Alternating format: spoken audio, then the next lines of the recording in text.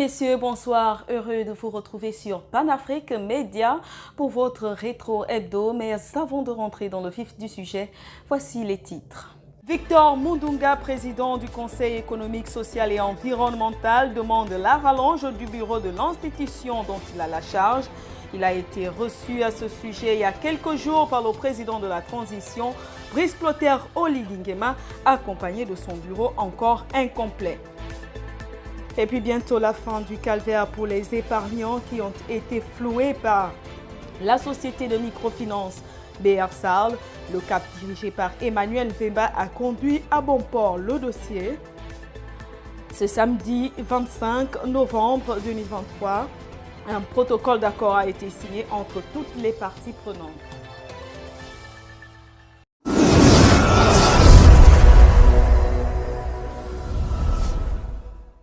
Mauvaises conditions de vie dans le 2e arrondissement de la commune de Vondéo. Nous sommes là au quartier Pointe-Claire où les populations ne savent plus à quel sens se vouer. Notre équipe sur le terrain a pu constater les faits. Le reportage est signé Frédéric Evuna. En regardant ces bâtisses, on se croirait dans un campement abandonné. Dans ce quartier du 2e arrondissement de la commune de Vondéo, les populations de Pointe-Claire vivent quotidiennement le calvaire. Seule distraction, c'est de regarder ces bœufs se balader à longueur de journée. La première autorité du dit quartier dresse ici un bilan sombre et alarmant. Nous vivons un calvaire sur le plan social, partant de la route, c'est-à-dire qu'il y a un manque de commodité lié à son développement qui passe par la route. Vous savez que la route, c'est facteur de développement. Nous avons un manque cruel d'eau. Nous sommes l'unique quartier qui consommons encore l'eau de source, c'est-à-dire l'eau naturelle, mais malheureusement qui n'est pas traitée. Et également, il y a un manque d'éclairage public. En ce qui concerne le transport, lorsque les gens tombent malades, je ne peux que me répéter, c'est un calvaire. Eu égard au manque de route, et il arrive des moments que nous sollicitons les brouettes pour y accéder. Le dispensaire, il faut également faire un parcours, près de 4 à 5 km, la même chose que les écoles. Nos enfants apprennent à des distances, c'est-à-dire qu'ils partent le matin pour revenir à des soirs. Évidemment qu'il y a un terrain, que la municipalité de Vondéo a mis en place au service du ministère de l'Éducation nationale, qui malheureusement depuis 3 ans, les travaux jusque-là n'ont pas démarré. De jour en jour, le social de ces hommes, femmes et enfants devient de plus en plus criard et inquiétant. Cela se lit sur leur visage. Concernant les femmes enceintes, moi-même j'ai accouché ici, c'est net au rail.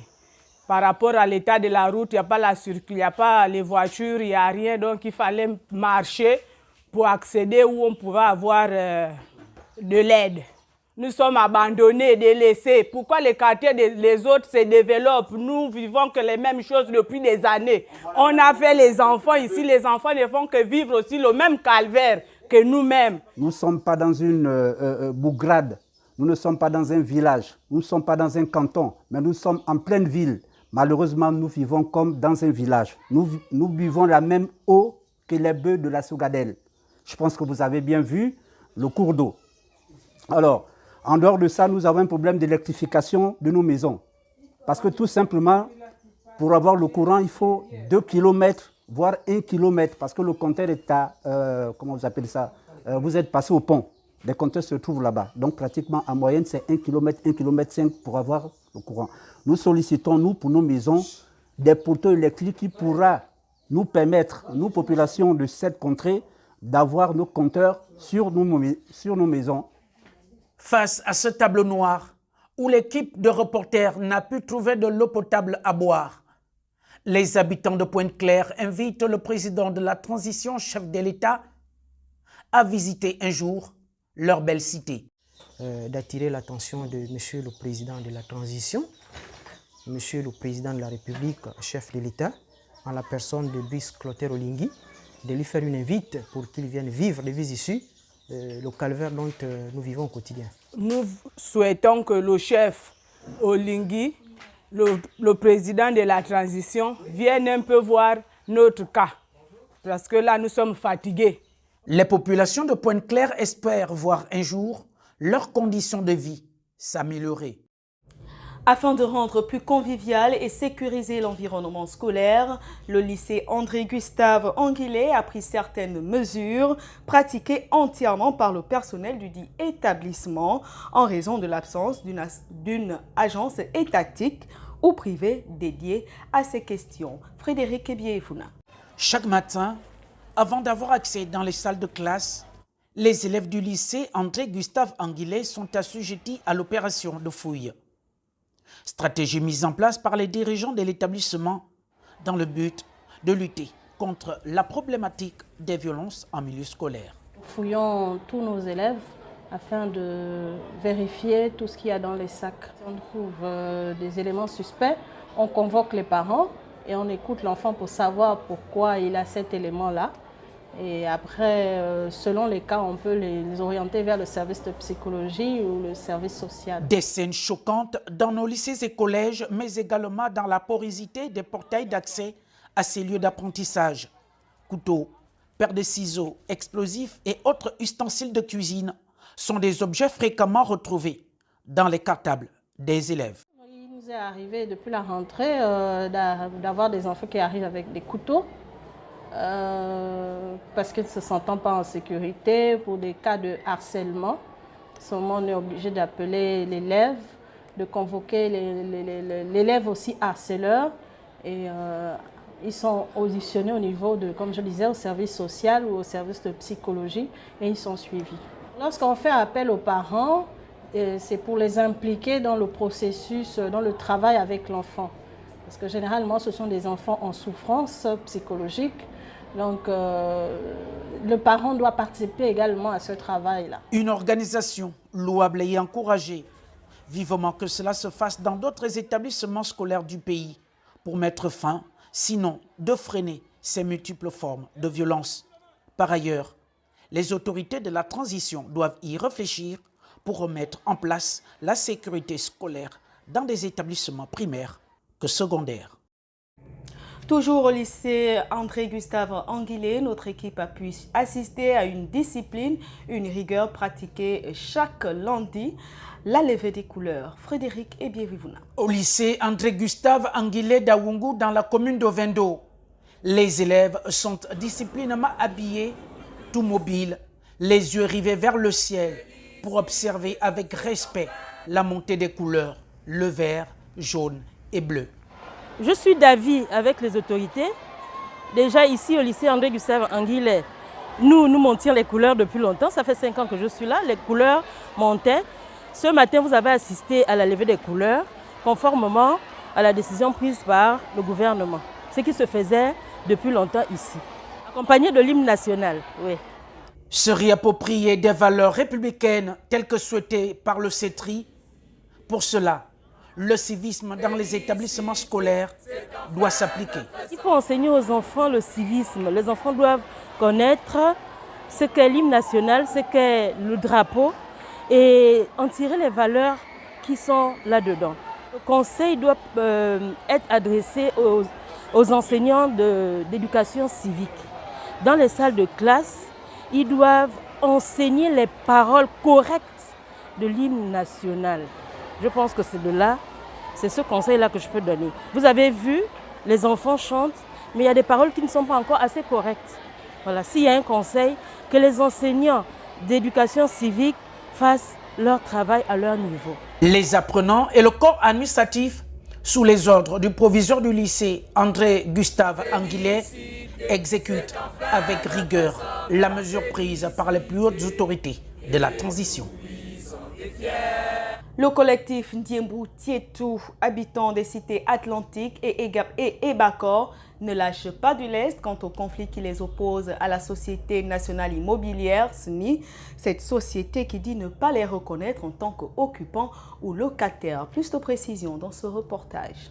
Le collectif Ndiembu Tietou, couplé au Congrès des agents publics et parapublics de l'État, monte à nouveau au créneau contre les agissements de la Société nationale immobilière qui, malgré les recours et les discussions entamées auprès du ministre de tutelle, reste fermée au dialogue. En date du 8 août 2023, le collectif Ndiembu Tietou a décidé de saisir le CAP, centrale syndicale et organe de la société civile, pour solliciter un recours auprès du directeur général de l'ASNI, au fin de solliciter la régularisation de leur contrat d'acquisition de logement dans les cités dites Ébacor, Atlantique et Estuaire. La volonté de ces Gabonais d'acquérir un logement décent s'est heurtée à un véritable mutisme de la part de la société d'État SNI. Celle-ci a opté pour la rétention. Depuis quelques semaines, la société civile gabonaise fait l'objet d'une cabale par certaines autorités administratives et politiques gabonaises en mal de popularité pour avoir défendu les Gabonais demandeurs de logements sociaux. En effet, depuis près de 5 ans, des centaines de Gabonais réunis au sein du collectif dénommé Dimbu Tiedou avaient sollicité de l'ASNI l'acquisition des logements sociaux par une procédure régulière et réglementaire. L'ASNI, dans son rôle de société d'État, avait l'obligation d'examiner ces demandes au fin d'apporter des réponses idoines et patriotiques à ses compatriotes en détresse. Une situation qui a entraîné des débordements. Les responsables de cette société nationale immobilière vont finalement opter pour la rétention, le mépris et l'arrogance face à une population affaiblie qui n'exprime qu'un besoin primaire essentiel, celui du logement. Au regard de cette attitude des responsables de l'ASNI, ces Gabonais ont décidé d'occuper ces logements abandonnés pour la plupart et chercher à régulariser leur situation de paiement conformément à la réglementation en vigueur. Contre toute attente, ces derniers se verront menacés, agressés, arrêtés et expulsés comme des malpropres par les forces de sécurité et de l'ordre sur instruction de la direction générale de l'ASNI. Comme vous pouvez l'observer en image, il y a quelques semaines, la société querellée a donc décidé d'expulser Manu Militari, les occupants qu'elle qualifie de squatters. La direction générale de l'ASNI s'est montrée méprisante et arrogante vis-à-vis des Gabonais qui ne demandent qu'à être logés. Ainsi, au lendemain de cette réunion, la compatriote Moussunda Mireille, adjudant-chef de la sécurité pénitentiaire, s'est vue expulsée brutalement de la maison par un groupe d'individus non identifiés, se réclamant de l'ASNI d'une part, recherchés et interpellés activement selon les thèmes de l'ordre de mission numéro 0964-MJGS-IJSP-CAP du 8 novembre 2023 par les services de la sécurité pénitentiaire d'autre part. Ce sont 300 Gabonais qui sont touchés par de tels agissements au moment où l'on prône dans le pays la restauration de la dignité au peuple. La question de l'acquisition d'un logement décent demeure toujours une épine tant au pied des décideurs qu'au pied de la population. La société qui brille par le mépris et le mutisme reste fermée à toute négociation. Signature du protocole d'accord entre les épargnants BR Sarl et les entités qui les ont accompagnés à quelques jours seulement du dernier virage ou de la dernière mission du Cap à N'Djamena, mission qui vise à rentrer en possession de l'ordonnance ou de la décision finale de la Cour de justice de Semac. Plus de précisions sous les images de Frédéric Ebié-Evuna. C'est enfin le bout du tunnel pour les épargnants de BR Sarl regroupés au sein du bureau de Noé et défendus par le Congrès des agents publics et parapublics de l'État, CAP. En effet, après une lutte acharnée durant 5 longues années, arrive enfin le moment de la récolte, mais avant tout, signature du protocole d'accord liant le cabinet juridique Neige, le CAP et les épargnants de la société de microfinance querellée. Le CAP a demandé à la Cour la condamnation solidairement de l'État gabonais, le CNF et la COBAC au paiement de la somme de 32 milliards 766 millions 223 605 francs CFA à titre principal en compensation des pertes des requérants épargnants et 17 milliards représentant les dommages et intérêts en réparation des préjudices matériels, financiers et moraux subis. Le protocole d'accord s'articule autour d'une dizaine d'articles mettant en exergue les droits et les responsabilités de toutes les parties prenantes. Article 1er. L'objet du protocole d'accord. Le présent protocole d'accord a pour objet de fixer les conditions et les modalités de partenariat entre le CAP et les épargnants de l'ancienne BR-SARL, regroupés au sein du bureau de Noé, sur le recouvrement de leurs créances auprès de l'ancienne BR-SARL et l'État gabonais, entre autres. Article 2. La nature des fonds. Constitue la créance à recourir l'ensemble des fonds déposés sous la forme d'épargne par les épargnants auprès de l'ancienne BR-SARL, dont le capital est estimé à 32 milliards de francs CFA.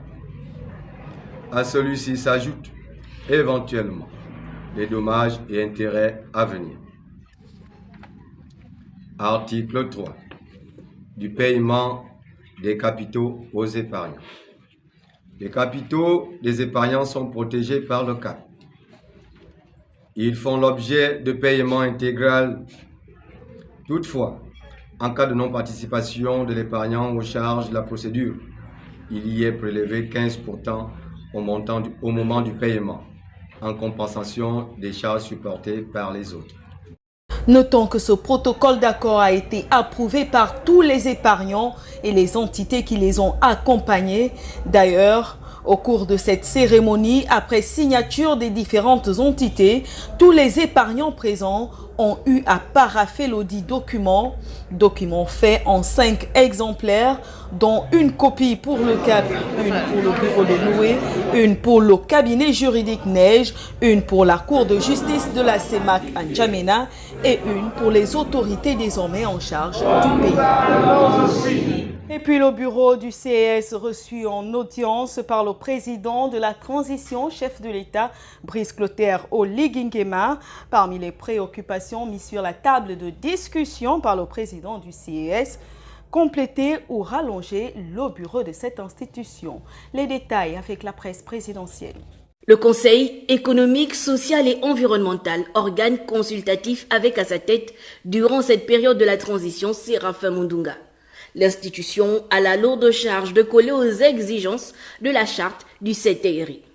Au regard des défis à relever pour le bien du peuple gabonais, ce dernier a réitéré sa reconnaissance au chef de l'État, le général Brice Clotaire Oligui Nguema. Les priorités sont nombreuses. Pour mener à bien cette charge, il faut compléter le bureau du CESE. Nous sommes venus exprimer notre gratitude au président de la République, chef de l'État, président de la transition, et surtout prendre l'engagement de pouvoir œuvrer avec les autres institutions à la réalisation des priorités de la transition et de la vision que l'ensemble du comité de la transition a pour notre pays, le Gabon. Et bien sûr, à l'issue donc de cette étape, nous sommes passés à l'examen des différentes propositions qui ont été envoyées par les différents organismes concernés par les différents collèges du Conseil économique et social, et procéder à les arbitrages nécessaires sur la base d'un certain nombre de propositions pour compléter l'ensemble de la composition du Conseil économique et social. Le Conseil économique, social et environnemental est, auprès des instances décisionnelles, une assemblée qui, par ses avis, rapports et recommandations, participe à la bonne gestion du pays. Après cette audience, un communiqué du CTRI a rendu public la nomination des membres de cette institution. On parle également politique dans cette rétro-hebdo avec la sortie officielle d'une nouvelle formation politique et d'une nouvelle plateforme qui ont effectué ce vendredi leur première sortie officielle, sortie au cours de laquelle leurs visions ont été exposées au grand public. La salle des fêtes Edenan a refusé du monde ce vendredi 24 novembre à la sortie officielle du Parti patriotique gabonais en abrégé PPG qui a pour fondateur Alain Simplice Bungoré. Cérémonie de grandeur nature qui a vu la présence de certains présidents des partis politiques. Au cours de celle-ci, plusieurs discours ont été prononcés. Chers patriotes, comme vous l'aviez si bien compris, la femme ou encore la mère est celle qui donne la vie. la préserve et la fait évoluer en un être accompli. C'est pourquoi nous nous engageons à soutenir avec force et détermination le Parti patriotique gabonais. J'appelle donc toutes ces personnes vivant avec un handicap, c'est-à-dire les handicapés moteurs comme moi, des malvoyants, des malentendants et les peuples autochtones, à se mobiliser, à nous rejoindre massivement au Parti patriotique gabonais, afin que ensemble nous apportions aussi notre pierre à l'édifice du Gabon nouveau. Le PPG, le pygmée à sa place, parce que nous pensons que lui aussi peut apporter sa pierre à l'édifice. Il y a aussi la diaspora. Respecter les principes établis par les nouvelles autorités du pays qui déclarent et qui nous ont demandé et qui nous ont exigé d'avoir un comportement républicain. C'est lui d'éviter cette litanie que nous avons souvent utilisée, à savoir l'opposition et la majorité. Désormais, grâce au coup salutaire des nouvelles autorités, il n'y a plus d'opposition, il n'y a plus de majorité, il n'y a que la République. Prenant la parole, le natif de Logulu, Ami Mongo, président du PPG, dans son discours circonstanciel, le parti se présente comme une piste de solution pour le peuple gabonais dans la gestion du pays, tout dans un élan patriotique. Le Parti patriotique gabonais est né de la volonté manifestée par plusieurs citoyennes et citoyens habités par le fort désir de voir notre beau et cher pays, le Gabon, voguer vers un avenir meilleur et rayonner dans le monde, comme l'ont rêvé nos ancêtres et les pères fondateurs de notre nation. J'ai cité Feu Léomba Mikomindan et Omar Bongo Ondimba. Le Parti patriotique gabonais se présente ainsi donc comme le parti des conquêtes et de gouvernance, mu par le souci constant de mettre l'homme au cœur du développement de la cité. À travers sa devise paix, unité, développement, le PPG va créer et militer pour des conditions d'une harmonie entre les différentes couches de notre société, en privilégiant chaque jour, dans un climat de paix et de respect mutuel, l'union des filles et des fils du Gabon. Installé en tant que président d'honneur de la plateforme Gabon en Or par ses pairs, le Parti patriotique gabonais est un parti républicain de vision et de conviction pour le développement du Gabon. Nous sommes arrivés au terme de notre rétro hebdo, mais avant de nous quitter, le rappel des titres. Victor Mundunga, président du Conseil économique, social et environnemental, demande la rallonge du bureau de l'institution dont il a la charge. Il a été reçu à ce sujet il y a quelques jours par le président de la transition, Brice Clotaire Oligingema, accompagné de son bureau encore incomplet. Et puis bientôt la fin du calvaire pour les épargnants qui ont été floués par la société de microfinance BR-SARL. Le CAP dirigé par Emmanuel Vemba a conduit à bon port le dossier. Ce samedi 25 novembre 2023, un protocole d'accord a été signé entre toutes les parties prenantes. Merci de nous avoir suivis. N'oubliez pas, l'information continue sur Panafrique Média et d'ici là, restez connectés.